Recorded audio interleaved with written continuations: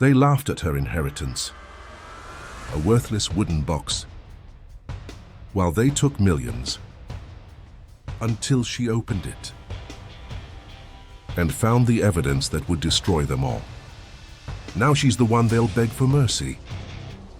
She was humiliated at the will reading, but the box she inherited destroyed them all.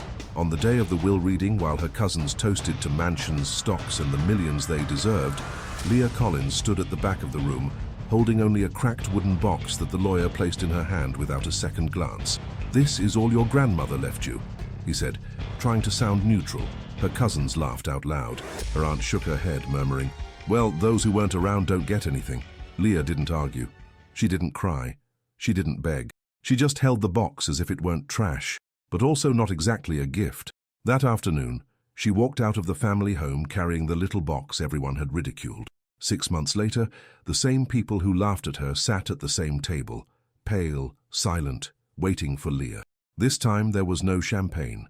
There were lawyers, official documents, and a dossier that began with a sentence that changed everything. Confidential report on the true estate of Eleanor Collins, and about the granddaughter, who was deliberately erased from the inheritance.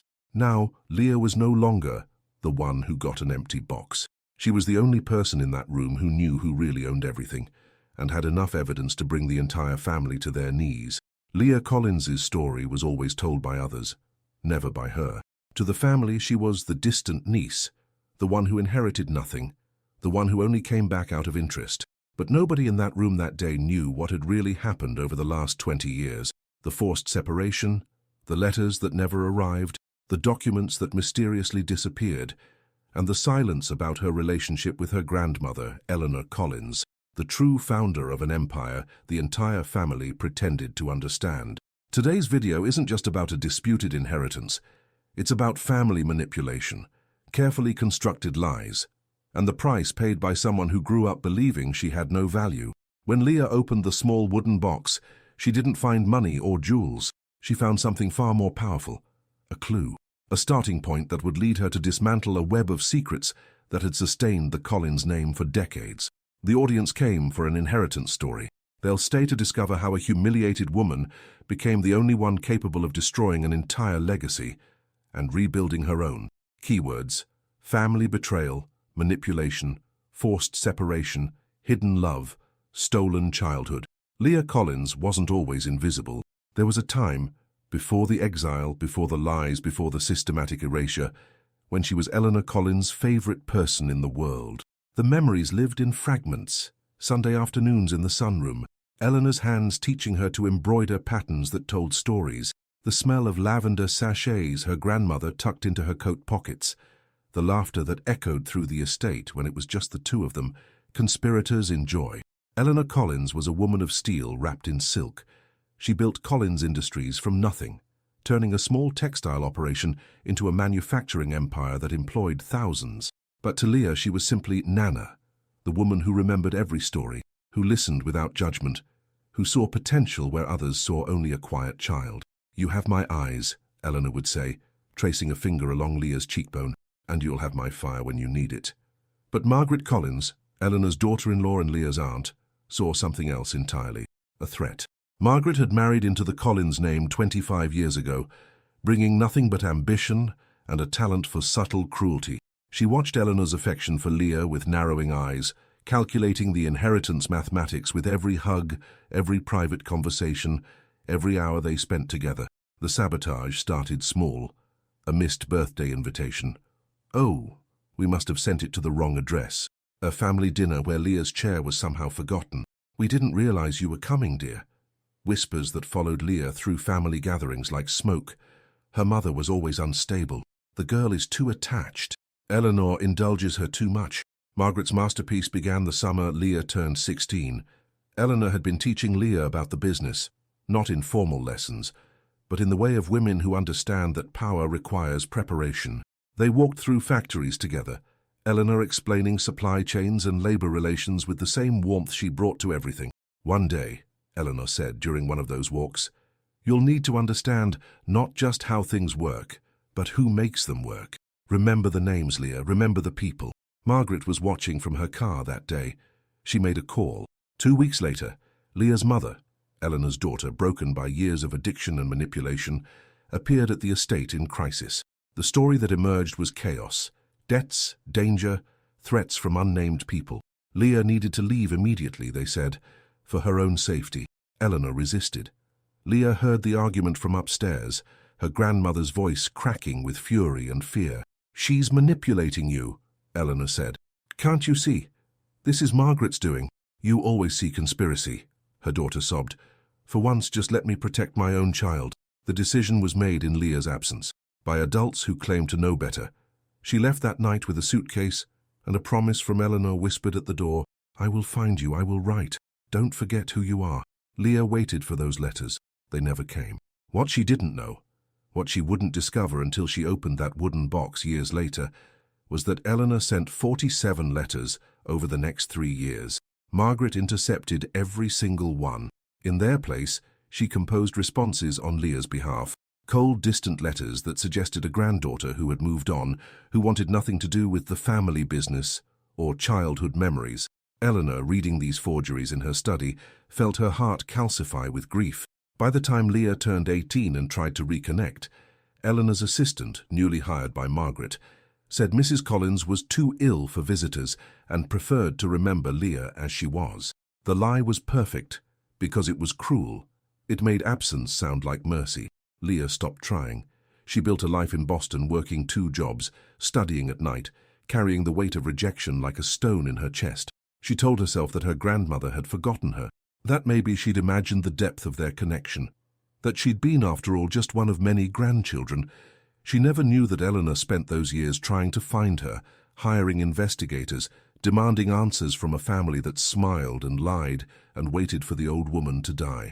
But Eleanor Collins was not a woman who went quietly into surrender.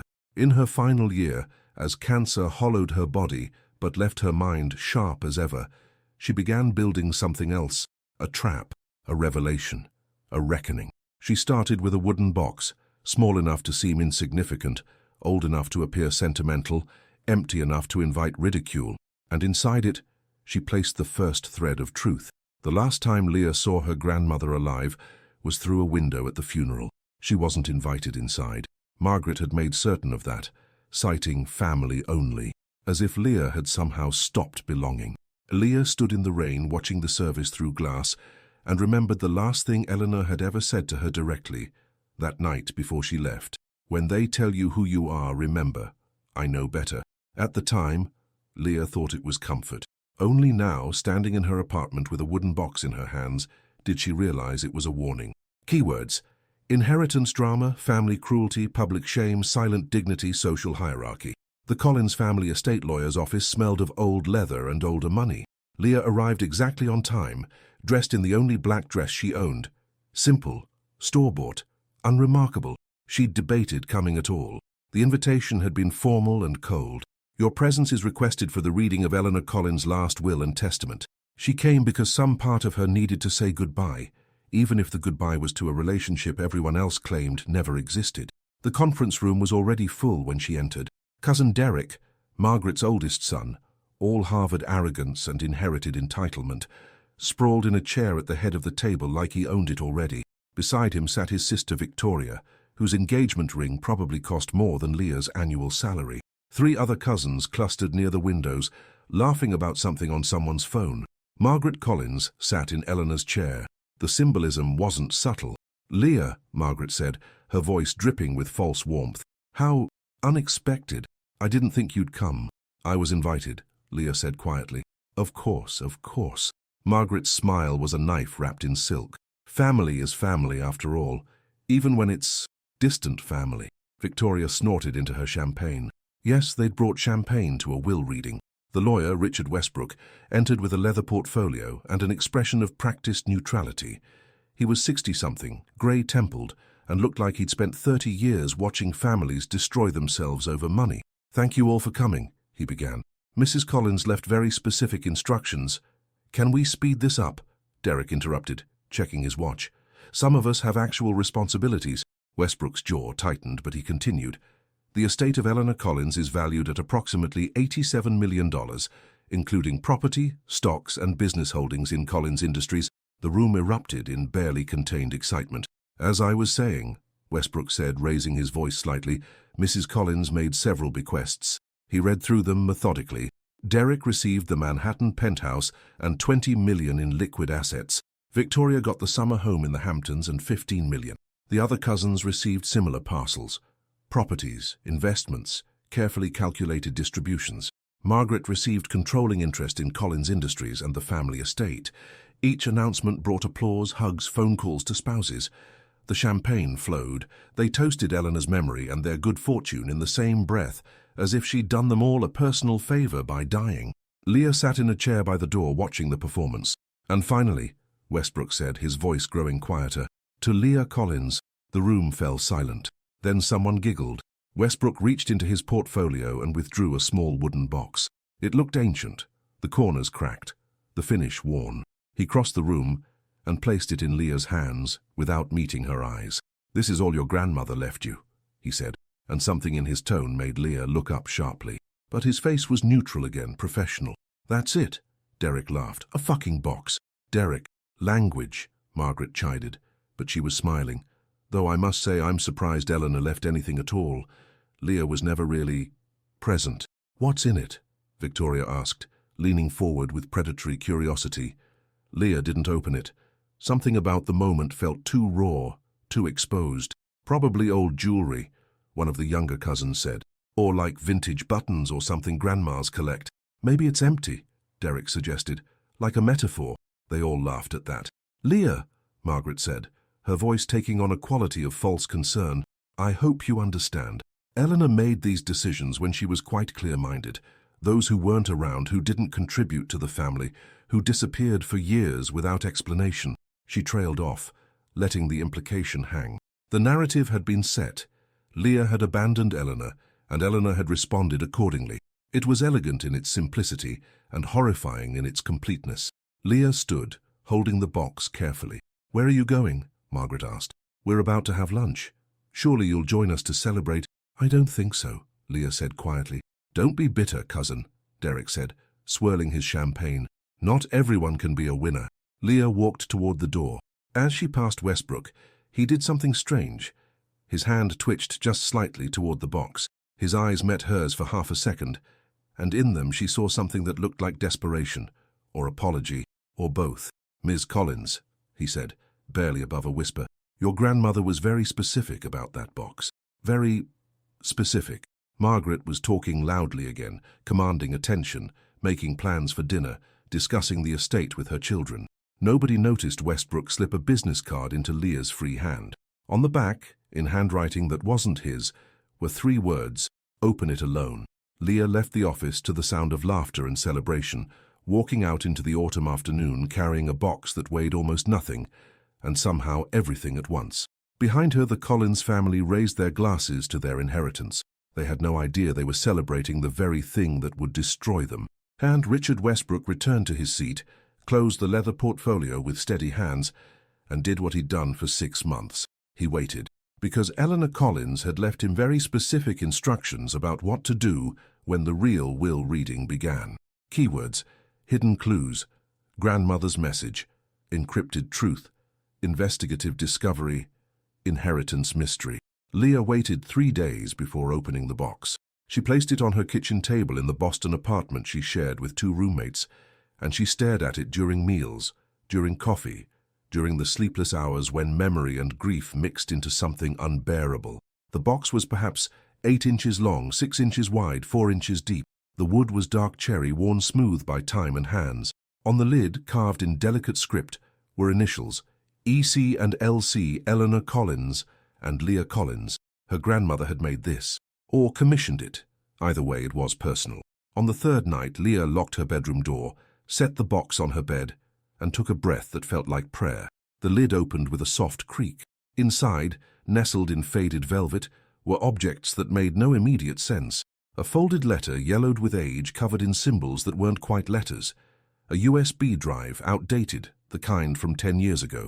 3 pages of handwritten notes in Eleanor's precise script. A small brass key with a number stamped on it, 847, and a document, official, embossed, from First Continental Bank. with a watermark Leah recognized from the Collins Industries letterhead. But there was something else. Leah lifted the velvet lining and found, carved into the wood of the box itself, a message. "They hid you, now discover why." Her hands trembled. The letter was written in a cipher, numbers and symbols arranged in rows.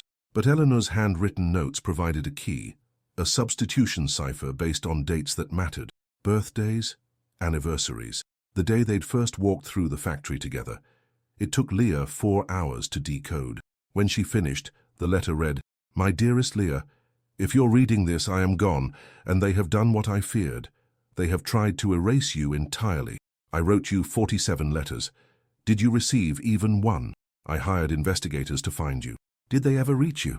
I asked questions, I made demands, and I was met with lies and smiles and promises that you were fine and distant and wanted space. Margaret did this. I cannot prove it yet, but I know. She poisoned your mother's mind. She intercepted my letters, she blocked my calls. She made sure we believed the worst of each other so that when I died, you would receive nothing. But I am not a woman who accepts defeat. This box contains the beginning of truth. Inside the USB drive, you will find partial financial records, enough to raise questions, but not enough to prove fraud. That will come later. The key opens a safety deposit box at First Continental Bank, branch 14, under the name L. Collins, in trust. Inside that box is something that will change everything. I have spent the last year building a case against them. I have documented their theft, their lies, their systematic destruction of my company's integrity. I have left evidence scattered like breadcrumbs because I know Margaret watches everything, but she didn't watch you, my darling, because she made you invisible. Now use that invisibility. Become what they think you are. Nothing. And while they celebrate, you investigate. I am sorry I couldn't protect you while I lived, but I can give you weapons now that I am gone. You have always had my eyes. Now you have my fire. Destroy them, Leah. Not with anger, but with truth. All my love. Nana Leah read the letter 3 times. Then she opened Eleanor's handwritten notes. They were instructions, precise, methodical, the work of a woman who knew she was dying and refused to waste time. Contact Thomas Barrett. He managed the Collins estate for 30 years before Margaret forced him out. He knows things he couldn't say while I lived. Look for the signature discrepancies on the corporate restructuring from 2019. They forged my approval. Ask Richard Westbrook about the second will. He knows. He was afraid, but he knows. Find Dr. Patricia Chen. She treated me during my final months. I told her everything. She kept records. Beneath the notes was a list of names, dates, and transactions that meant nothing to Leah yet, but suggested a pattern of deception spanning years. The USB drive contained exactly what Eleanor promised. Financial records showing unexplained transfers, missing funds, and signatures that looked almost right but not quite. It was enough to raise suspicion, but not enough to prosecute. It was bait. But the brass key, that was something else entirely. Leah held it up to the light. The number 847 was stamped clearly, but there was something else etched on the side. A date, her 16th birthday, the day she was forced to leave. Eleanor had opened that safety deposit box the same week Leah disappeared from her life. She'd been planning this for 7 years. Leah placed everything back in the box carefully and pulled out her laptop. First Continental Bank, branch 14, was in Connecticut, less than 2 hours away.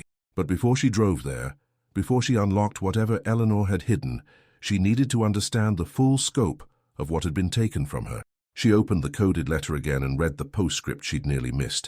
P.S. The will they read to you was not my will. It was written 3 months before I died, when I was supposedly clear-minded. But Leah, I was never more clear than in my final weeks. I wrote my true will in the presence of witnesses Margaret didn't control. Richard has it. He's terrified, but he has it. When the time comes, he will produce it. But first, you need to prove why it matters. You need to show them what they've done.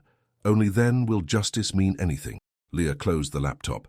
She looked at the wooden box, ridiculous, empty, worthless in the eyes of her family, and she smiled for the first time in 6 months. They'd given her exactly what Eleanor knew they would, nothing. And nothing, it turned out, was the perfect place to hide everything. Keywords: uncovering truth, finding allies, document fraud, family corruption, secret investigation. Thomas Barrett lived in a modest cottage in coastal Maine, far from the Collins empire that had consumed 40 years of his life. Leah found him through a mixture of Eleanor's notes and old corporate directories. When she called, his voice was cautious, worn thin by years of watching powerful people destroy what he'd helped build. "I wondered when someone would come," he said after Leah explained who she was. "Your grandmother said you would. I didn't believe her." "Why not?" "Because Margaret Collins is very good at making people disappear." They met at a diner overlooking the harbor. Barrett was 73 with accountant's eyes and a sailor's weathered hands. He brought a briefcase that looked older than Leah. "I managed the Collins estate for 3 decades, he said, over coffee that steamed between them. "I watched Eleanor build something remarkable, and I watched Margaret systematically steal it." "Can you prove that?" Leah asked. "Not in court, not anymore." She was careful. "She waited until I was forced into retirement, until Eleanor was sick, until anyone who might question her was either bought off or scared off." He paused. "But Eleanor knew. She asked me to document everything I could." He opened the briefcase. Inside were ledgers, photocopies, annotated spreadsheets spanning years. Barrett had been meticulous, tracking every suspicious transaction, every unexplained transfer, every moment when the numbers didn't align with Eleanor's actual directives. "This one," he said, pointing to an entry from 2019, "shows a transfer of $12 million to something called MC Holdings, Margaret Collins Holdings. It was supposedly approved by Eleanor for consulting services." Was it? Eleanor didn't approve consulting contracts. She didn't believe in them. She said if someone couldn't explain their value in plain English, they probably had none. Barrett smiled sadly. "But look at the signature." He pulled out another document, Eleanor's actual signature on a contract from the same period. They were similar, very similar, but the loops were different. The pressure points didn't match. "It's a forgery," Leah breathed. "One of several. They were learning, getting better. The early ones are obvious if you know what to look for. By the time Eleanor died, they were nearly perfect." Leah stared at the documents. "Why didn't you say something?" "I tried. I went to Eleanor directly about 6 months before she died. She was in her study, still sharp despite the cancer. I showed her these." He gestured to the papers. She wasn't surprised. That scared me more than anything. She already knew. "What did she say?" "She said, 'Thomas, if I fight this now, they'll erase it all. They'll destroy the evidence, discredit me as senile, and Leah will never know what they took from her. I need them confident. I need them celebrating, and then I need her to destroy them when they least expect it." Barrett pulled out an envelope, sealed and yellowed. "She gave me this, said I should hold on to it until you came looking. If you never came, I was supposed to burn it on the anniversary of her death." Leah took the envelope. Her name was written on it in Eleanor's hand. Inside was a letter, shorter than the one in the box, but equally devastating. "Leah, if Thomas has given you this, it means you found him. Good. He's one of the few people I trust completely. I need you to understand something. Margaret didn't just steal money, she stole time. Your time with me, my time with you. She manufactured our separation because she knew that if we remained close, I would never leave the company to her children. I would leave it to you." She was right. The corporate restructuring of 2019 was her masterpiece. She convinced the board I was losing cognitive function. She brought in doctors who testified to my decline. She had my signatures forged on documents that transferred executive authority to her temporarily. That temporary authority became permanent. But here's what she doesn't know. I started recording our conversations. Every meeting, every phone call, every moment she thought I was too sick to understand what was happening. I kept those recordings in a safe place. The location is in the safety deposit box. Use them, Leah. Show the world who she really is. And remember, they made you invisible. Now make them blind." Leah looked up at Barrett. Did she really record everything? For almost 2 years. She had a device built into her desk lamp. Margaret never knew. "Where are the recordings now?" "That," Barrett said. "I don't know." Eleanor was paranoid about digital storage. She said files could be deleted, manipulated. She wanted physical evidence and something that couldn't be erased remotely. Leah thought of the brass key, the safety deposit box. "There's something else you should know," Barrett continued. "About 3 months before Eleanor died, a forensic accountant contacted me. His name was David Chen. He said he'd been hired anonymously to investigate Collins Industries' financial irregularities. He found things even I hadn't seen, shell companies, offshore accounts, a pattern of theft that went back a decade. Who hired him? He wouldn't say. Client confidentiality. But I always suspected it was Eleanor, using her personal funds through a third party so Margaret wouldn't know. Where is this accountant now? Working for a firm in Hartford. Patricia Chen is his wife. She was Eleanor's oncologist. Eleanor trusted her completely. The connections were forming. Eleanor had built a network of people Margaret didn't control, gathering evidence Margaret didn't know existed, preparing for a revelation Margaret never saw coming. "Mr. Barrett," Leah said carefully, "why are you helping me? You're already free of this." He was quiet for a long moment, watching the boats in the harbour. "Because I watched your grandmother die knowing her life's work was being stolen by her family.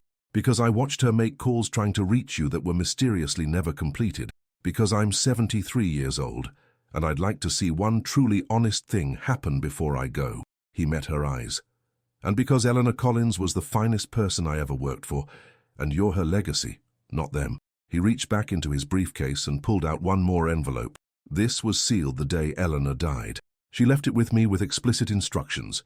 Give it to Leah only if she's actively investigating, not if she's curious, not if she's angry, only if she's committed to seeing this through. How do you know I'm committed? Because you're sitting here asking the right questions instead of accepting the box full of nothing they gave you. He smiled. Eleanor knew you'd understand. She said you had her mind. Leah opened the envelope. Inside was a single piece of paper with a handwritten note. Account Nurse 847992 LC First Continental Bank Safety Deposit Box. Inside, the truth, the proof, and the weapon. Use all three PS. When you find the recordings, listen to December 3rd, 2023. Listen to what Margaret says when she thinks I'm asleep. That's when you'll understand what I'm asking you to do. December 3rd, 2023. 6 months before Eleanor died. Leah folded the paper carefully and placed it in her bag along with all the documents Barrett had given her. "Thank you," she said. "This is more than I hoped for." "It's a start," Barrett replied. "But Leah, be careful. Margaret Collins has destroyed people's careers, reputations, lives. She won't hesitate to do the same to you." "I know." "Do you?" His expression was grave. "Because Eleanor had the Collins fortune and name to protect her, and it barely mattered in the end. You have nothing." Leah thought of the wooden box, the coded letters, the safety deposit key. "I have what she left me," Leah said quietly, "and apparently that's enough to terrify them." She left the diner with a briefcase full of evidence and a destination in Connecticut. Behind her, Thomas Barrett ordered another coffee and watched the ocean, thinking of a woman who died fighting and a granddaughter who might finally win the war. In her car, Leah called the number for Dr. Patricia Chen. A woman answered on the third ring. "Dr. Chen, my name is Leah Collins. I believe you knew my grandmother." There was a sharp intake of breath. "I've been waiting for this call," Patricia Chen said. "How quickly can you get to Hartford?" Keywords: forensic evidence, corporate fraud, financial crimes, inheritance theft, documented corruption. Dr. Patricia Chen's office was in a medical complex that smelled of antiseptic and anxiety, but she didn't meet Leah there. Instead, she gave an address in West Hartford, a modest colonial house with a garden that spoke of careful attention. "I don't discuss patients in my office," Patricia explained when she opened the door. "Too many listening devices disguised as hospital equipment. Too many people interested in what oncologists learn during final conversations." She was 50-something, with steel-grey hair and the kind of steady hands that came from years of delivering bad news with compassion. "Your grandmother was my patient for 14 months, Patricia said, leading Leah into a study filled with medical texts and family photos. "She was also my friend, and in her final weeks, she became something else. My responsibility." "What do you mean?" Patricia pulled a locked box from her bookshelf. Inside were files that had no business leaving a medical office. Eleanor knew she was dying. The cancer was aggressive, and she refused treatments that might have bought her 6 more months. She said she couldn't afford to be confused or weakened. She needed clarity. Patricia opened one of the files. She used those final months to document everything. She'd come to appointments with recording devices, with documents she needed me to witness, with evidence she needed someone outside the family to verify. "Why you?" "Because I'm her doctor. Patient confidentiality protects our conversations from subpoena in most cases, and because my husband, David, is a forensic accountant." She smiled slightly. Eleanor was many things, but subtle wasn't always one of them. "Your husband is the one who did the investigation?" Eleanor hired him through 3 different shell companies, so Margaret couldn't trace it back. She gave him complete access to her personal financial records and asked him to find everything that didn't match her actual authorizations. Patricia pulled out a thick report, bound and dated April 2024, 2 months before Eleanor died. This is what he found. The report was titled Forensic Accounting Analysis, Collins Industries and Eleanor Collins' Personal Estate 2015 to 2024. Leah opened it and felt the air leave her lungs. The executive summary was devastating. $47 million in unauthorized transfers from Eleanor's personal accounts to accounts controlled by Margaret Collins, $23 million in fraudulent corporate expenses, laundered through shell companies, 17 forged signatures on documents, transferring assets and authority, systematic manipulation of board meeting minutes to reflect decisions Eleanor never made, falsified medical assessments used to declare Eleanor incompetent during periods when she was demonstrably lucid. Each finding was backed by documentation, bank statements, signature analyses, communication records, affidavits from people David Chen had interviewed. "How is this not already in court?" Leah asked. "Because Eleanor wouldn't allow it. Not yet." Patricia poured tea with shaking hands. She said timing was everything. If she moved too soon, Margaret would destroy evidence, intimidate witnesses, use the family's legal resources to bury the truth in motions and delays. Eleanor would die before it resolved, and Margaret would write the final narrative. So she waited. She built a case that was so complete, so airtight, that when it finally emerged, there would be no defense, no spin, just truth, documented beyond any reasonable doubt. Patricia pulled out more files. These are the corporate documents showing Margaret's theft. She created consulting companies that existed only on paper. Collins Industries paid them millions for services never rendered. Margaret controlled the accounts. Leah flipped through invoices, contracts, wire transfer confirmations. This one company alone, Sterling Advisory Group, received $12 million over 3 years. But look at the incorporation date, 1 week after Eleanor's cancer diagnosis. And look at the registered agent. Leah looked. Derek Collins. Margaret's son, she breathed. They were siphoning money before Eleanor was even dead. They just needed her declared incompetent so she couldn't stop them. The next section was labeled Medical Fraud. Inside were 2 sets of documents. Eleanor's actual medical records showing her cognitive function remained strong until her final week, and a parallel set of records, expertly falsified, showing progressive dementia beginning in 2022. Margaret paid a doctor to create false assessments, Patricia explained. Dr. Richard Thornton. He never examined Eleanor, but he signed documents declaring her mentally unfit based on consultations that never occurred. Those documents were used to justify Margaret's takeover of corporate decision-making. Where is this doctor now? Conveniently dead. Heart attack 6 months ago. Patricia's expression was grim. Very convenient timing. Leah felt cold. I think Margaret Collins is capable of anything, but I can't prove that. What I can prove is the fraud. She pulled out another section. This is the evidence that Eleanor was systematically isolated from you. Phone records showing blocked calls. Letters returned to sender with false forwarding addresses. And this, she handed Leah a document that made her vision blur. It was a notarized affidavit from Margaret, dated 6 months after Leah left, stating that Leah had requested no further contact with Eleanor and had expressed animosity toward the family. "I never said that," Leah whispered. "I know, Eleanor knew too. She had David track down every piece of correspondence. You tried to call 17 times in 3 years. Every call was intercepted by Margaret's personal assistant. You sent 12 letters. They were returned marked addressee deceased, while Eleanor was still alive. The cruelty was breathtaking in its precision. Eleanor wanted you to see all of this," Patricia said gently. "She wanted you to understand that your separation wasn't natural. It was engineered." At the bottom of the report was a section Leah almost couldn't bear to read. Intended inheritance distribution. According to Eleanor's private notes and discussions with David Chen, her true wishes were primary heir, Leah Collins, majority ownership of Collins Industries, the family estate, and controlling interest in all assets, secondary bequests, charitable foundations, loyal employees, legitimate family members who had earned their inheritance, Margaret Collins. Nothing. The will that was read at the lawyer's office was a complete fabrication. "There's one more thing," Patricia said. She handed Leah a USB drive. "These are the recordings Eleanor made. 2 years of conversations with Margaret, with board members, with lawyers. She recorded everything from her desk lamp. Margaret never suspected. Have you listened to them?" "Some." enough to understand why Eleanor needed you to hear them yourself.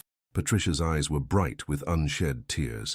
Leah, your grandmother spent her final months building this case. She was in extraordinary pain, barely sleeping, and she used every lucid moment to document the truth. She did this for you. Leah held the USB drive carefully. She mentioned December 3rd, 2023. What happened that day? Patricia went pale. Listen to it yourself.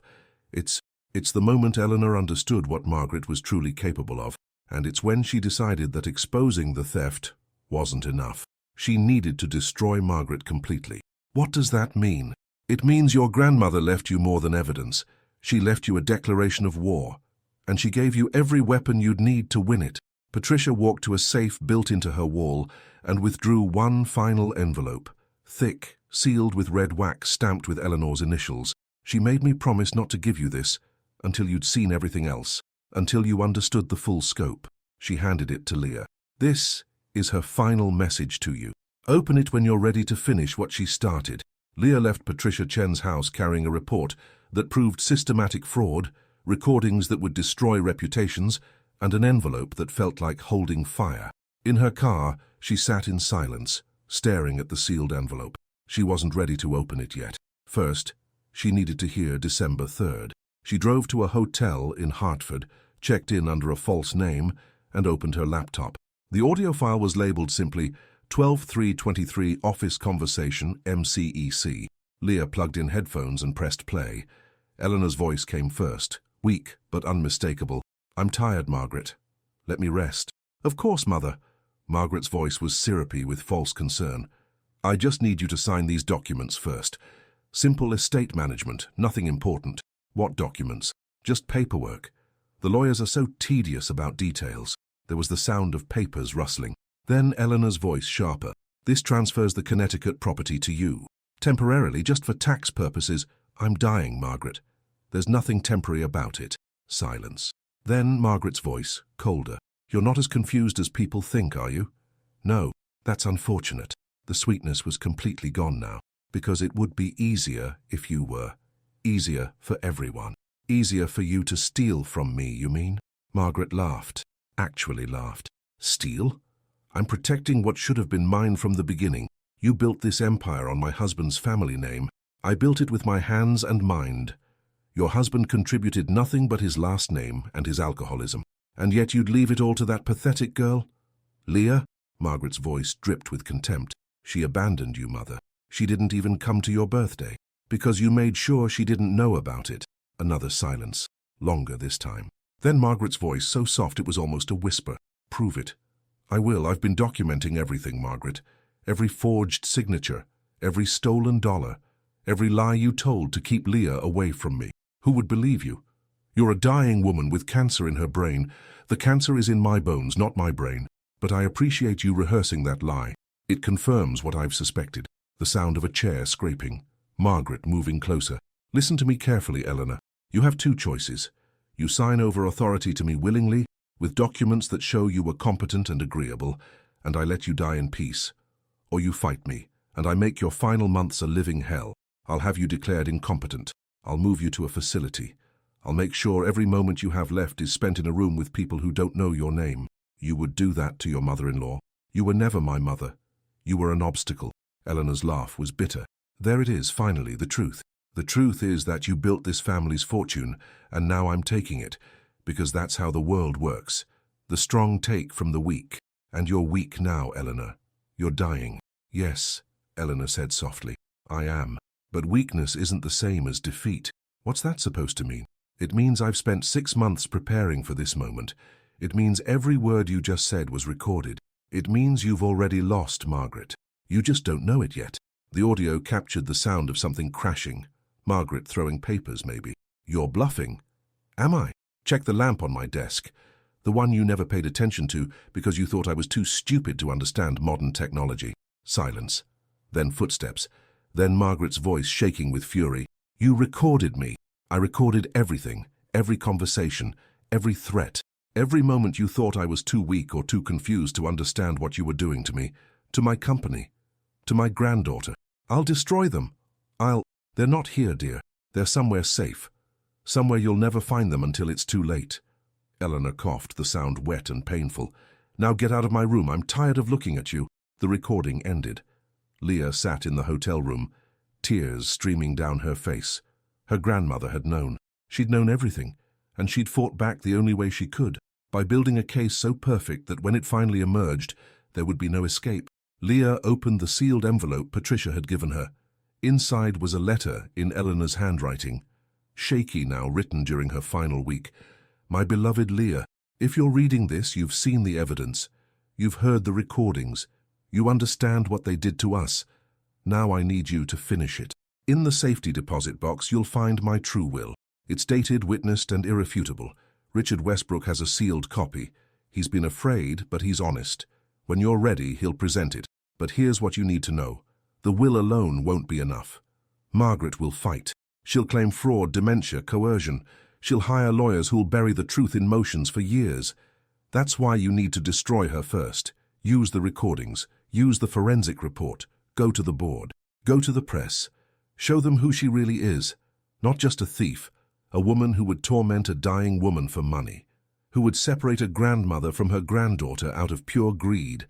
Make her toxic. Make her indefensible. Make it so that even if she wanted to fight the will, no lawyer would take her case and no judge would believe her. Then, and only then, present the true will. I'm sorry I couldn't fight this battle myself, my darling. So I'm sorry I couldn't protect you from their cruelty. But I can give you this. The truth, the weapons, and my absolute faith that you are strong enough to wield them. You have always been my legacy. Not the company, not the money, you. Destroy them, Leah. Not because you're angry, though you have every right to be. Destroy them because it's just, because they need to learn that stealing from people who love you has consequences, because the world needs to know that Eleanor Collins chose you, and nothing they did could change that. I will be watching. I will be proud. All my love, forever. Nana P.S. The code word for the safety deposit box is Invictus. I thought you'd appreciate the irony. Leah folded the letter carefully and placed it back in the envelope. Then she called Richard Westbrook. He answered on the first ring, his voice tight with anxiety. "Ms. Collins, I know about the real will," Leah said. "I know you've been protecting it. I can't discuss—" My grandmother recorded Margaret threatening her. She documented the fraud. She built a case that proves everything, and she left it all to me. Silence. Then, "Thank God, I've been waiting 6 months, terrified they'd figure it out. Terrified they'd—" He didn't finish. "Mr. Westbrook, I need you to do something for me. Anything. I need you to schedule an emergency board meeting for Collins Industries. Tell them new evidence has emerged regarding Eleanor's estate. Tell them attendance is mandatory. They'll want to know what evidence. Don't tell them. Let them wonder. Let them panic. And Mr. Westbrook, yes, bring the real will. It's time for the truth." She hung up and stared at the forensic report, the USB drive full of recordings, and the sealed envelope containing Eleanor's final wishes. Margaret Collins had spent years building an empire on lies. Leah was about to spend one afternoon tearing it down. Keywords: true inheritance, legal documents, authentic testimony, grandmother's wishes, rightful heir, First Continental Bank, branch 14, looked exactly like the kind of place that kept secrets. Marble floors, hushed voices, and security guards who watched everyone like potential thieves. Leah presented the brass key and her identification at 9 a.m. on a Friday morning. The bank manager, a woman in her 60s with reading glasses on a chain, examined the key carefully. "Box 847 has been sealed since June 2024. The instructions were very specific. Only Leah Collins, with proper ID and the code word, may access it." "Invictus," Leah said. The manager's expression softened. "Your grandmother was remarkable. She set this up personally, insisted on protocols that even I thought were excessive. She led Leah to the vault. Now I understand why." The safety deposit box was larger than Leah expected. Not the small rectangular box she'd imagined, but a substantial container that required both hands to lift. The manager left her alone in a private viewing room. Leah opened the box. Inside was a world. Documents stacked in careful order, each section labeled in Eleanor's handwriting. Section 1. The True Will, a leather portfolio containing the original will, dated April 15, 2024, bearing Eleanor's signature and witnessed by 3 people Leah didn't recognize. The document was notarized, sealed, and accompanied by a cover letter from the law firm of Morrison & Associates, not Westbrook's firm, but another one entirely. Leah read through it slowly. The will was crystal clear. I, Eleanor Catherine Collins, being of sound mind and body, do hereby declare this to be my last will and testament, revoking all prior wills and codicils. To my beloved granddaughter, Leah Marie Collins, majority ownership 67% of Collins Industries, the family estate at 1247 Riverside Drive, all personal accounts, investments and assets not otherwise specified, the authority to restructure the company as she sees fit, my complete faith in her judgment and integrity to the following charitable organizations, list of foundations receiving $20 million total, to Thomas Barrett for his loyalty and service, $2 million and a lifetime. Consulting position, to Dr. Patricia Chen, $500,000 for her compassionate care, to Richard Westbrook, $1 million for his integrity under impossible pressure, to Margaret Collins and her children, nothing. They have taken enough. The language was formal but devastating. There were no ambiguities, no wiggle room for interpretation. Eleanor had made her intentions absolutely clear. Section 2. Audio recordings. 3 USB drives, each labeled with date ranges. Leah had already heard December 3rd. She plugged in her laptop and scanned the other files. Margaret to Derek. Just keep her away until the old woman dies. Then we're set. Victoria to an unknown person. Leah? She's nobody. Grandmother barely remembered her at the end. Board meeting, March 2024. Margaret presenting falsified medical reports declaring Eleanor incompetent phone call, intercepted. Leah trying to reach Eleanor, Margaret's assistant saying, Mrs. Collins has requested no contact. There were dozens of recordings, hundreds of hours, each one a nail in Margaret's coffin. Section 3. Video testimony. A tablet, fully charged, with a video file labeled, For the Board. Leah pressed play. Eleanor appeared on screen, seated at her desk, visibly ill but utterly lucid. The timestamp showed May 28, 2024, 3 weeks before she died. My name is Eleanor Catherine Collins. I am of sound mind. I am dying of bone cancer, but my cognitive function is unimpaired, as verified by Dr. Patricia Chen, who is present for this recording. The camera panned briefly to show Patricia in a chair beside the desk. Eleanor continued, I am making this recording because my daughter-in-law, Margaret Collins, has been systematically stealing from me for years. She has forged my signature on corporate documents. She has manipulated board proceedings to consolidate power. She has falsified medical reports to declare me incompetent. And most unforgivably, she has deliberately separated me from my granddaughter, Leah Collins, through lies and manipulation. Eleanor held up documents, showing them to the camera, forged signatures, fake medical assessments, intercepted letters. I have attempted to address this through proper channels. I have been blocked at every turn.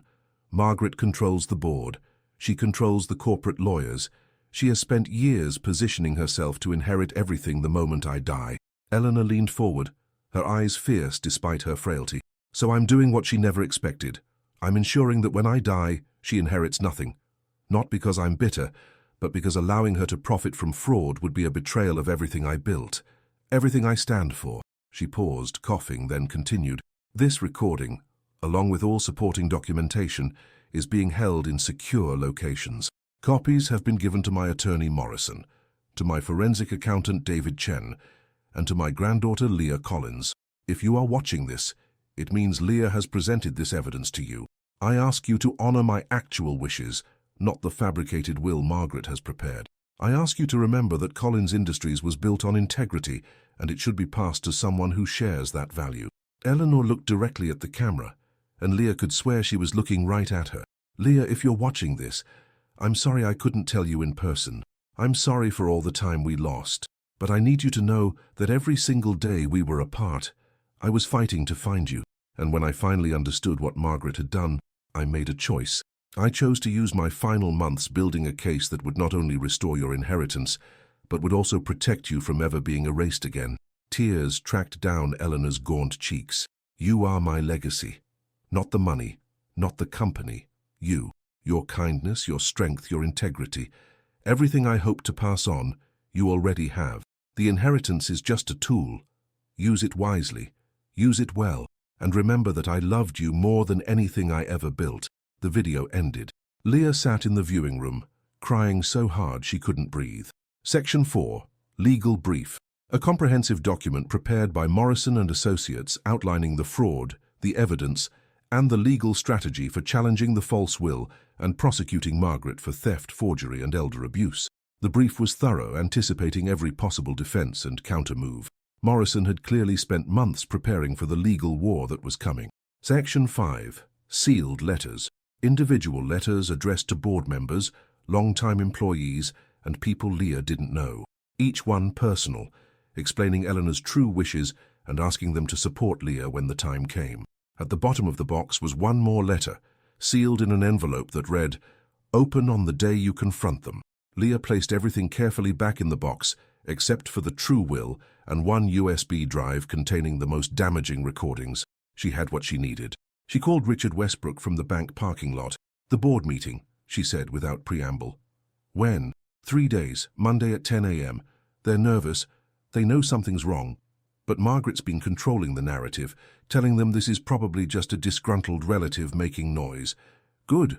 Let them think that. Let them be comfortable. "Ms. Collins, I need to warn you. Margaret has hired Thornton and Associates. They're one of the most aggressive defense firms in the country. They're already preparing challenges. Let them prepare. I have 2 years of audio recordings of Margaret committing fraud. I have video testimony of my grandmother declaring her sound mind and denouncing Margaret's theft. I have a forensic accounting report proving systematic embezzlement. What I don't have is patience for Margaret's lawyers." Westbrook was quiet for a moment. "You sound like your grandmother." "Good," Leah said, "because I'm about to do exactly what she would have done. I'm going to destroy them with the truth." "There's one more thing," Westbrook said carefully. "The press has been asking questions. Someone leaked that there's a will dispute. Margaret's team is getting ahead of it, painting you as an opportunist who showed up after Eleanor died." "Perfect. Perfect. Let her set the narrative. Let her look confident. Let her think she's winning." Leah started the car. "The fall will be that much harder." She hung up and drove back to Boston with a box full of evidence and a plan forming in her mind. Eleanor had given her everything she needed. Now it was time to use it. That weekend, Leah met with Morrison and Associates in their Hartford office. The senior partner, Catherine Morrison, was a woman in her 70s who had known Eleanor for 40 years. "Your grandmother was very specific," Catherine said, spreading documents across a conference table. "She didn't just want Margaret exposed. She wanted a systematic dismantling. Evidence presented in such a way that no defense would be possible. How do we do that? We start with the board. We present the forensic report, the recordings, and the video testimony. We show them that they've been operating under fraudulent authority for months. We give them a choice: rectify the situation immediately or face liability as co-conspirators. Will they cooperate? They're business people. When they see the evidence, they'll do exactly what Eleanor predicted. They'll turn on Margaret to save themselves." Catherine pulled out a timeline. Monday, board meeting, evidence presented, Margaret removed from all positions. Tuesday, press conference, truth made public. Wednesday, filing of criminal complaints for fraud, forgery, and elder abuse. Thursday, presentation of the true will for probate. By Friday, Margaret Collins will be unemployed, under investigation and completely powerless. What about the inheritance Margaret already distributed to her children? It's all documented in the false will.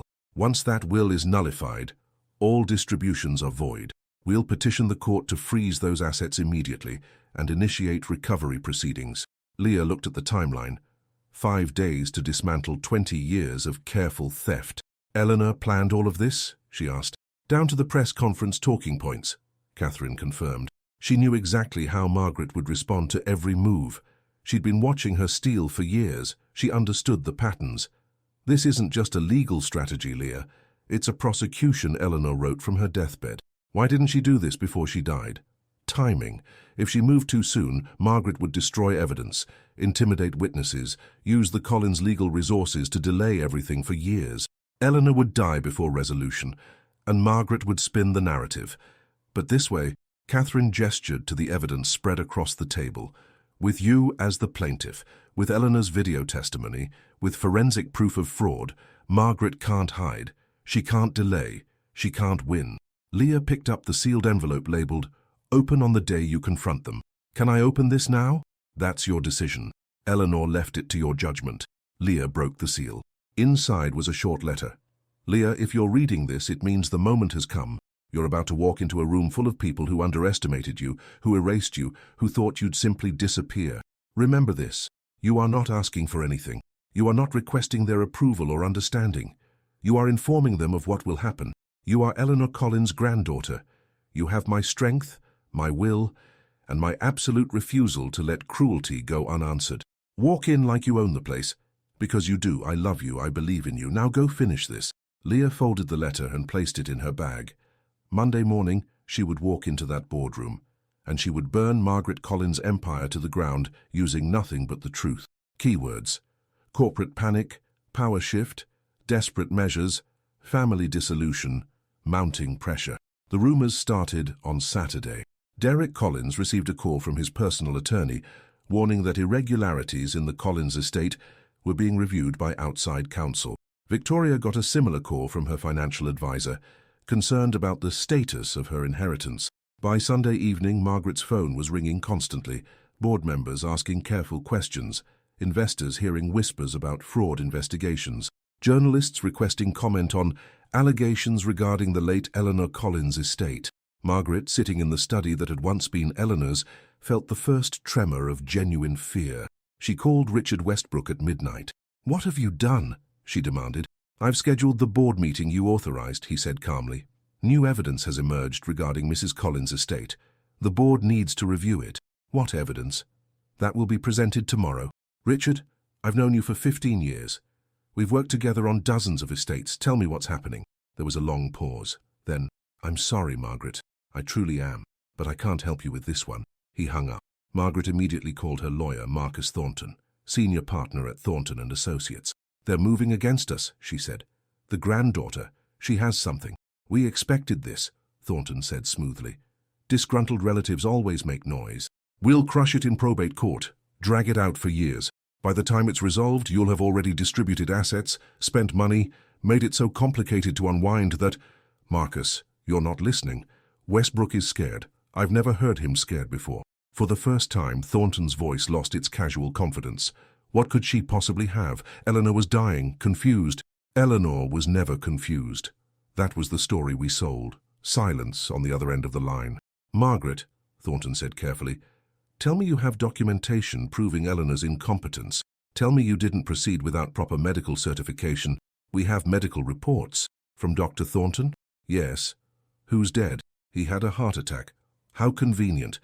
"Margaret, if those reports are challenged, if they're proven fraudulent, we're not talking about a will dispute anymore. We're talking about criminal fraud. That's impossible. There's no evidence. Eleanor didn't keep records. She was too sick." Her son Derek burst into the study without knocking, his face pale. "Mum, you need to see this." He handed her his phone. On the screen was an email from Collins Industries' chief financial officer. To all board members. Subject: emergency session, Monday 10 a.m., mandatory attendance. Additional attendees: external forensic accountant, estate attorney Morrison, and Leah Collins as representative of Eleanor Collins' interests. Note: evidence to be presented includes financial irregularities spanning 2015-2024 and questions regarding estate document authenticity. Legal counsel advised to attend. Margaret read it 3 times. "Morrison," she whispered. "Catherine Morrison. Eleanor used her decades ago." "Mum, what's happening?" Derek asked. "My accounts are frozen. I tried to transfer funds this morning and got a notification that there's a legal hold." "What?" "Victoria's too. And yours. Someone filed an emergency petition to freeze all assets distributed from Eleanor's estate pending fraud investigation." Margaret's hands were shaking. "That's not possible. We haven't even been to court. You can't freeze assets without—" "Apparently you can, if you present evidence of active fraud to a judge," Derek said. "Mom, what did you do?" "I protected us," Margaret snapped. "I protected this family from that manipulative old woman who would have given everything to a granddaughter who abandoned her." "Did she abandon Eleanor?" Derek asked quietly. "Or did you make sure she couldn't reach her?" Margaret stared at her son. "Get out," she said, and Mom, "get out." Derek left, closing the door softly behind him. Margaret sat alone in the study, surrounded by furniture she'd acquired through Eleanor's estate, in a house she'd claimed through a will she'd forged, holding a phone that kept ringing with calls from people who were starting to ask the wrong questions. Across town, Victoria Collins sat in her apartment, reading the same email for the 10th time. She called her brother. "Derek, tell me you don't know anything about this." "I don't," he said tiredly, "but I think Mum does." "What are we going to do?" "I don't know, but Vic, I think we might need our own lawyers separate from Mum's." That was when Victoria understood. Her mother had done something unforgivable, and the entire family was about to pay for it. By Monday morning, the Collins Industries building was surrounded by journalists. Someone had leaked that there was going to be a significant announcement regarding Eleanor Collins's estate and corporate governance. Security had been tripled. The boardroom was swept for recording devices. Margaret arrived an hour early, wearing her best suit and the expression of someone preparing for war. The board members filtered in. 7 men and women who had served under Eleanor, then under Margaret. They looked nervous, uncomfortable, like people who suspected they'd been complicit in something they didn't fully understand. Catherine Morrison arrived at 9:45 a.m. with 2 associates carrying boxes of documents. Richard Westbrook came next, looking ill but determined. The forensic accountant David Chen set up a laptop and projector. At 9:58 a.m., Leah Collins walked in. She wore a simple navy suit that Eleanor had once told her looked professional without trying too hard. Her hair was pulled back. No jewelry except a small locket containing Eleanor's photo. She looked calm, focused, and utterly unintimidated by the room full of powerful people staring at her. Margaret stood. "This is a private board meeting. Miss Collins has no authority." "Miss Collins is here as the representative of Eleanor Collins's estate," Catherine Morrison said. "She has every right to address this board, particularly given the evidence we're about to present." "What evidence?" Margaret demanded. "That's what this meeting will determine," Morrison replied calmly. The board chair, Robert Harrison, a man who'd worked with Eleanor for 30 years, cleared his throat. "Let's begin. Ms. Morrison, you have the floor." Catherine Morrison had spent 40 years as an attorney, and she knew how to command a room. She began methodically, laying out the case with surgical precision. On June 14, 2024, Eleanor Collins died. 3 days later, a will was presented to this board and to the Collins family, distributing her estate primarily to Margaret Collins and her children. That will, dated March 2024, was authenticated by Richard Westbrook's firm and appeared legitimate. She paused, letting the tension build. However, evidence has emerged suggesting that the will read at that meeting was not Eleanor Collins's true final testament. In fact, it appears to have been forged, with signatures falsified and witness statements fabricated. The room erupted, board members speaking over each other, Margaret on her feet shouting objections, lawyers demanding proof. Catherine waited for silence, then nodded to David Chen. The projection screen lit up with a document comparison, the will Margaret had presented, and another will, dated 1 month later, April 2024. "This," Catherine said, pointing to the April will, "is Eleanor Collins' actual last will and testament. It was executed in the presence of witnesses Margaret Collins did not control, notarized by a separate firm, and stored in a secure location Eleanor designated before her death." She clicked to the next slide. Eleanor's video testimony. The room fell completely silent as Eleanor appeared on screen, lucid and determined, explaining the fraud in her own words. When the video ended 3 minutes later, several board members were crying. Robert Harrison's hands were shaking. Margaret was pale as death. "As you can see," Catherine continued, "Eleanor was fully competent in her final months. Which raises the question, how was she declared incompetent in the will presented to you?" David Chen took over, pulling up medical documents. "These reports, signed by Dr. Richard Thornton, claim Eleanor Collins suffered from progressive dementia, beginning in 2022. However, Dr. Patricia Chen, Mrs. Collins's actual treating physician, has provided sworn testimony and complete medical records showing no cognitive decline." He displayed both sets of records side by side. Dr. Thornton's reports are fabrications. He never examined Mrs. Collins. He was paid to produce documents justifying Margaret Collins' assumption of corporate control. One of the board members, a lawyer herself, spoke up. "That's criminal fraud." "Yes," Catherine agreed. "It is." She spent the next hour detailing the financial fraud, the shell companies, the falsified signatures, the diverted funds. Each revelation was backed by documentation, by expert testimony, by evidence so overwhelming that denial was impossible. The forensic report showed $47 million stolen. The audio recordings played Margaret's voice threatening Eleanor, Derek discussing keeping Leah away, Victoria dismissing her grandmother as barely remembering someone she'd never forgotten. By 11:30 a.m., Margaret Collins sat frozen in her chair, watching her carefully constructed empire collapse in real time. Robert Harrison finally spoke, his voice heavy with grief and anger. "Margaret, did you forge Eleanor's will?"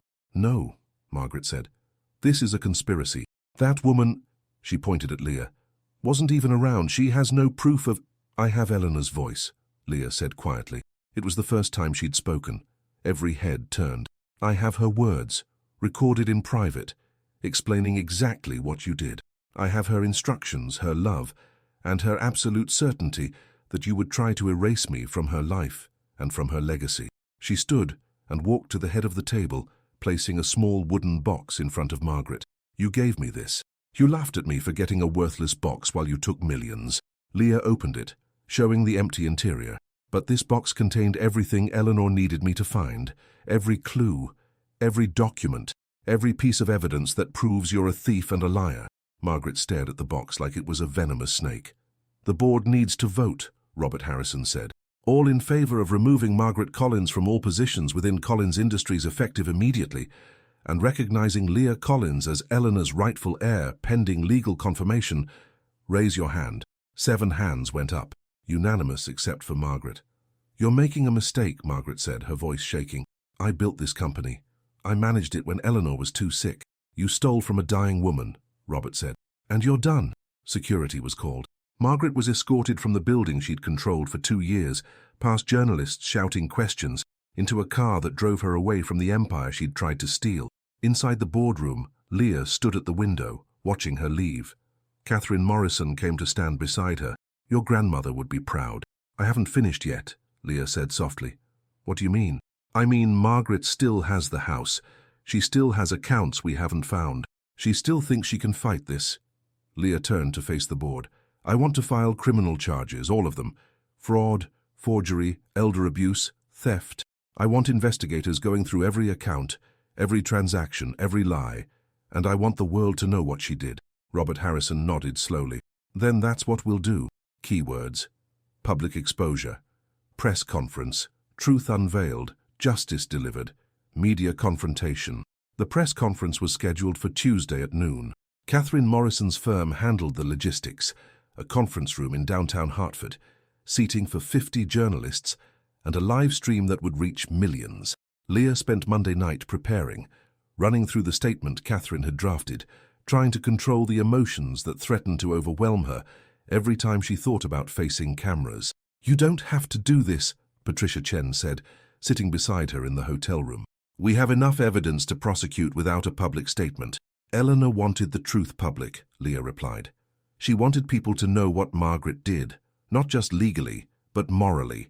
She wanted the Collins name to mean integrity again, not theft. It's going to be brutal. Margaret's lawyers will attack you publicly. They'll call you an opportunist, a liar. Let them. I have Eleanor's voice on recording. I have her video testimony. I have documentation of every lie Margaret told." Leah looked at Patricia. "What can they say that's worse than being erased from your grandmother's life for 7 years?" The next morning, the Collins family attempted preemptive damage control.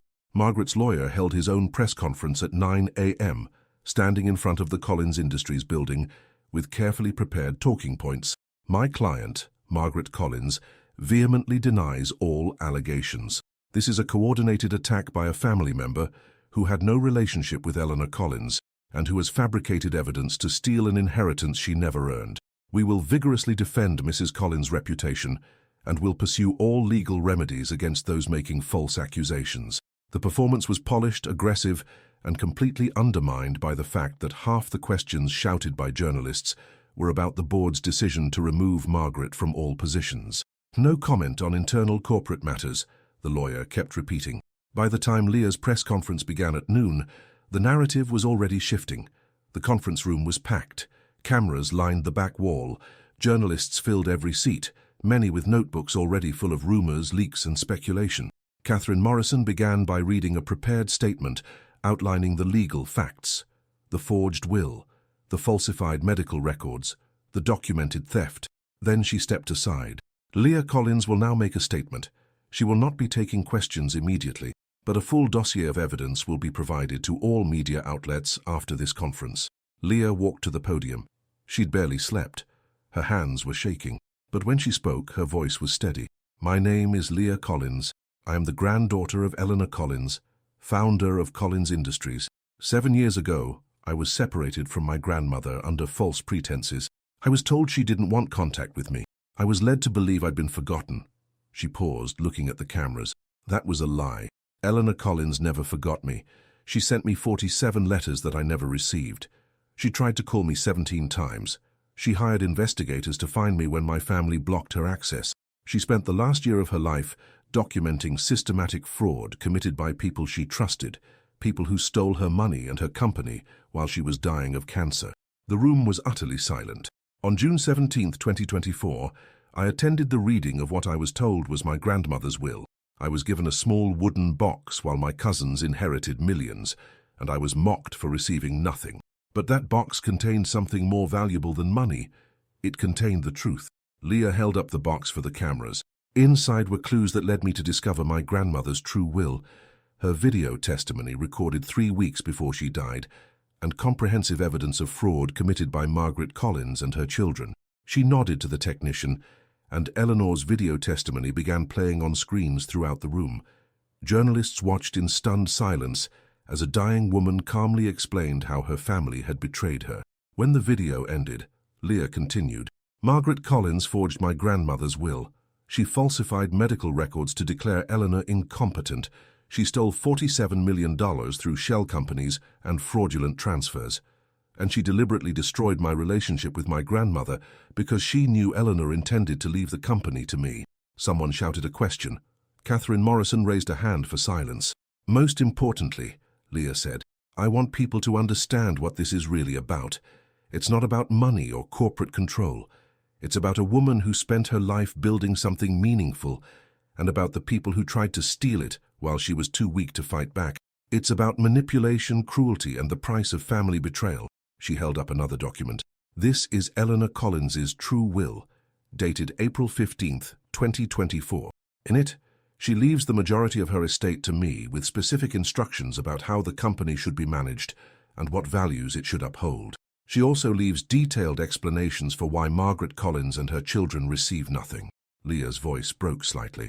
My grandmother died believing that she could still protect me, even from beyond the grave. She spent her final months in extraordinary pain, building a case that would restore what was stolen. Not just from me and from her, from the company she built, from the integrity she valued above everything. She looked directly at the camera. Margaret Collins tried to erase me from my grandmother's life. She succeeded for 7 years, but Eleanor Collins was stronger than Margaret ever understood. She left me truth, evidence, and the weapons I needed to fight back. And now Margaret Collins will learn what Eleanor tried to teach her all along. Actions have consequences. Catherine Morrison stepped forward. We are providing all documentation to law enforcement. Criminal charges are being filed today for fraud, forgery, elder abuse, and theft. Civil proceedings to recover all stolen assets will begin immediately. The true will is entering probate with overwhelming evidence of authenticity. The questions exploded. Ms. Collins, what made you suspicious about the will? How did Eleanor hide this evidence? What will happen to Margaret Collins? Will you keep the company? Leah answered calmly, methodically, with Catherine occasionally interjecting legal clarifications. The press conference lasted 90 minutes. By the time it ended, every major news outlet was running the story. Social media erupted with commentary, outrage, and support for Leah.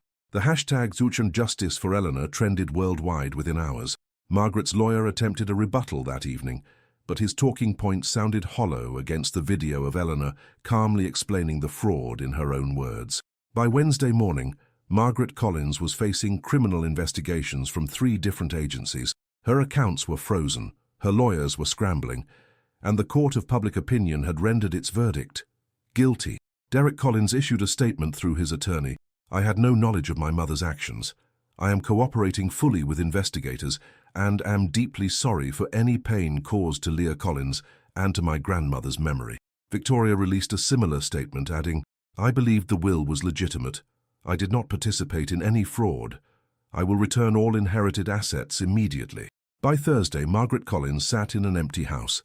The family estate had been seized pending estate resolution, with a single lawyer who was advising her to plead guilty in exchange for a reduced sentence. "They have everything," he explained gently. "The recordings, the documents, the testimony. If we go to trial, you'll spend the rest of your life in prison. If we negotiate now—" "I won't plead guilty," Margaret said flatly. "I won't give that girl the satisfaction." "Margaret, this isn't about satisfaction. It's about survival. Eleanor Collins planned this perfectly. Every piece of evidence is authenticated. Every witness is credible. You have no defense. I have money. I have resources. All frozen. The court ruled that any assets you control likely derive from fraudulent transfers. You can't access your accounts. You can't hire better lawyers. You can't fight this." Margaret sat in silence, staring at the walls of a house that no longer belonged to her. For the first time in 20 years, she understood what it meant to have no power at all. Keywords: criminal consequences, asset recovery, family destruction, justice served, individual ruin. The federal investigation moved with unusual speed, powered by the mountain of evidence Eleanor had left behind. By the end of the first week, Margaret Collins was arrested on 14 criminal counts: wire fraud, forgery, elder abuse, theft, and conspiracy. Her bail was set at $5 million, an amount she couldn't access because every account was frozen. She spent her first night in county jail, sharing a cell with women who'd stolen a fraction of what she had. Derek Collins cooperated immediately. He provided testimony about conversations he'd overheard, emails his mother had sent, instructions she'd given him about managing Eleanor during her illness.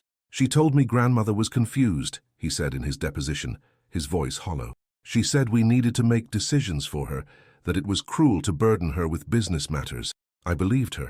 I trusted her." His cooperation earned him immunity from prosecution, but it destroyed his relationship with his mother and his reputation in business circles.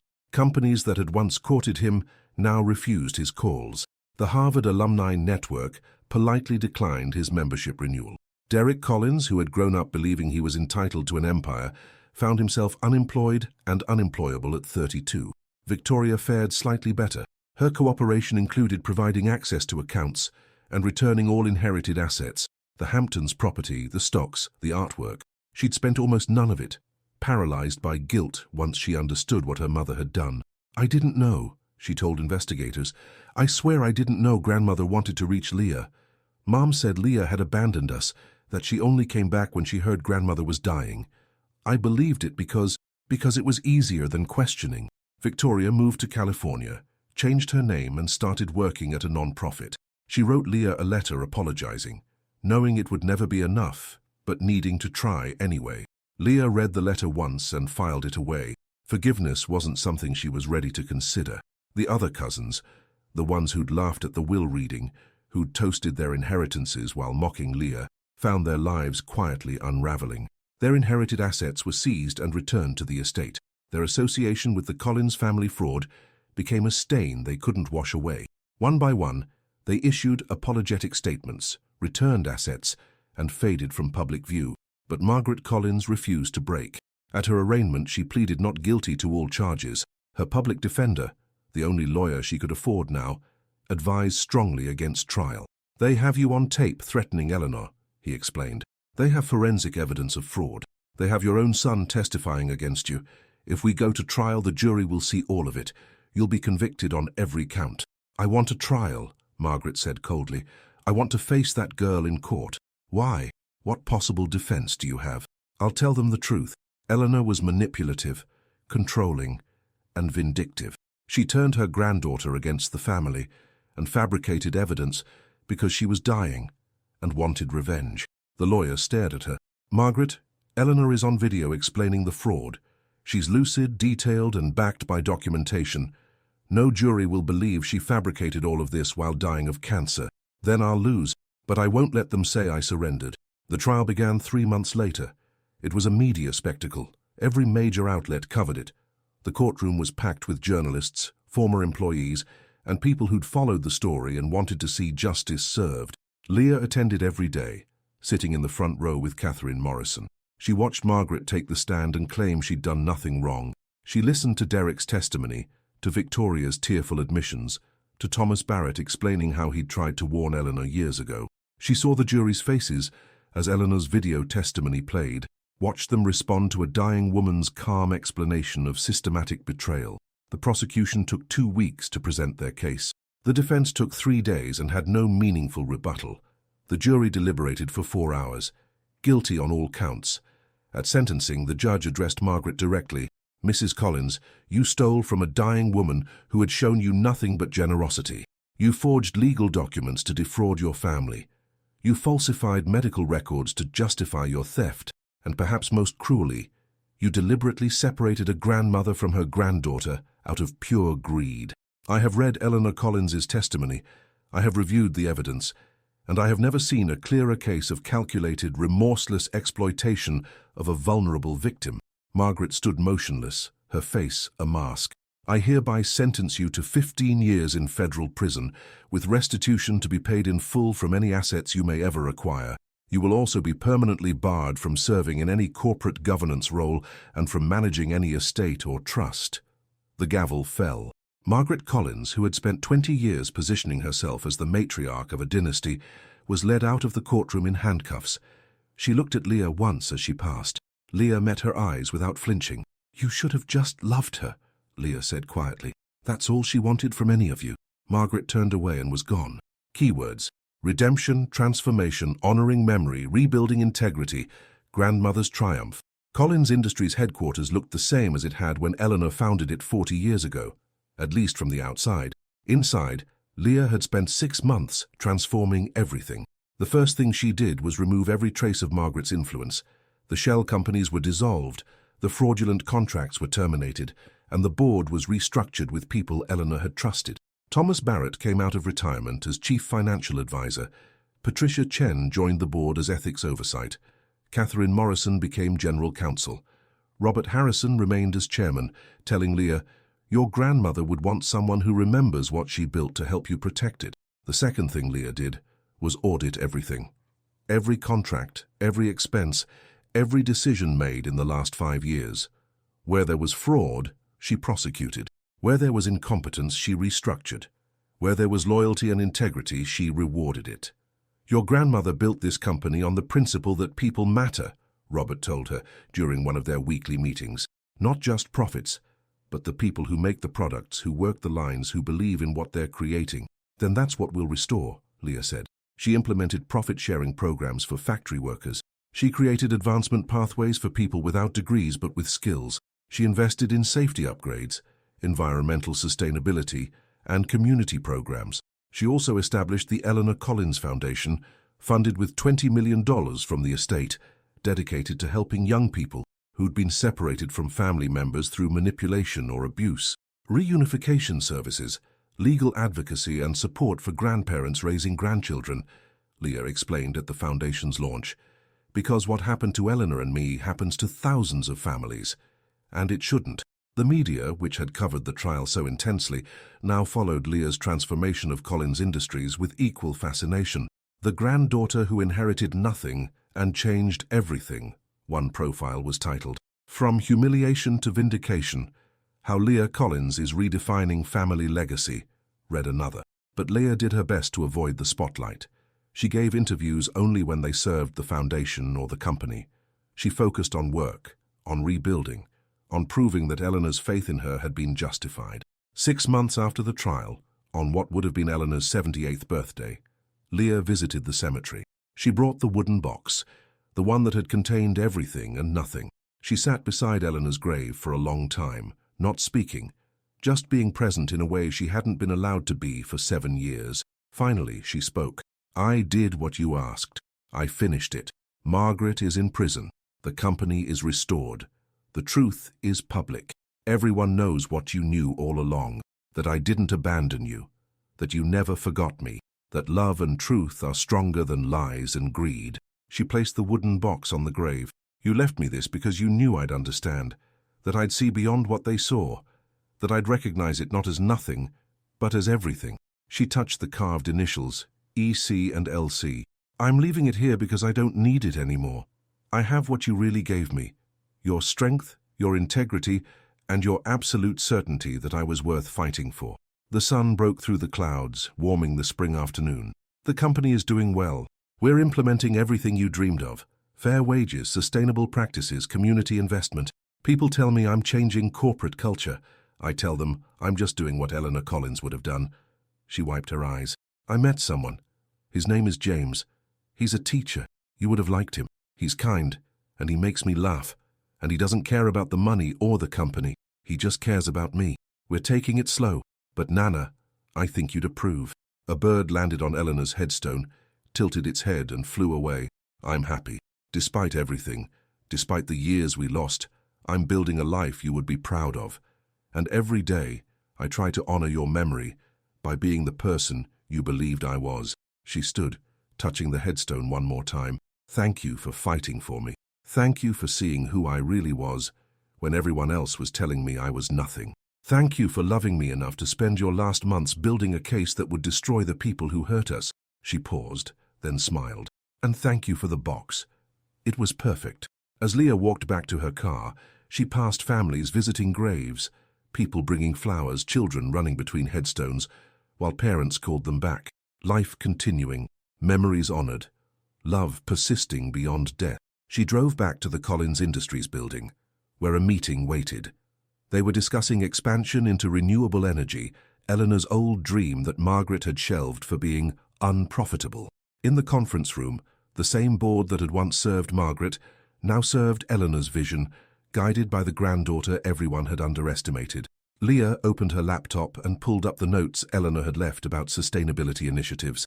Even in death, her grandmother was still teaching her, still guiding her, still present in every decision. Shall we begin? Robert Harrison asked. Yes, Leah said. Let's talk about what's next. And in that moment, sitting at the head of the table in the company her grandmother built, surrounded by people who believed in integrity over profit, Leah Collins understood something fundamental. Margaret had tried to steal Eleanor's legacy. But legacy wasn't something you could forge or falsify or steal. Legacy was what you left in the hearts and minds of people who loved you. It was the values you passed on, the lessons you taught, the fights you fought, even when you were dying. Eleanor's legacy wasn't the company or the money, it was Leah. And through Leah, Eleanor Collins would continue to build, to fight, to insist on integrity in a world that often valued profit over people. Your grandmother would be so proud, Catherine Morrison said softly, watching Leah present the renewable energy proposal with passion and precision. I know, Leah replied. I feel her with me every day. She looked at the empty chair at the end of the table, the one that had been Eleanor's, then briefly Margaret's, and now remained open as a reminder. A reminder that some people build legacies through love, and others try to steal them through greed. A reminder that truth, no matter how long it takes to emerge, always finds its way to light. A reminder that a grandmother's love could reach beyond death to protect the granddaughter she'd never stopped fighting for. Leah smiled and turned back to the presentation. The work continued, Eleanor's work, and now, finally, Leah's work too. Sometimes the smallest inheritance contains the most powerful legacy. Eleanor Collins knew that the truth couldn't be stolen, only hidden. And she left her granddaughter the map to find it. In the end, justice wasn't about revenge. It was about remembering that love persists, truth matters, and those who are deliberately erased can rise again to reclaim not just what was stolen, but who they were always meant to be.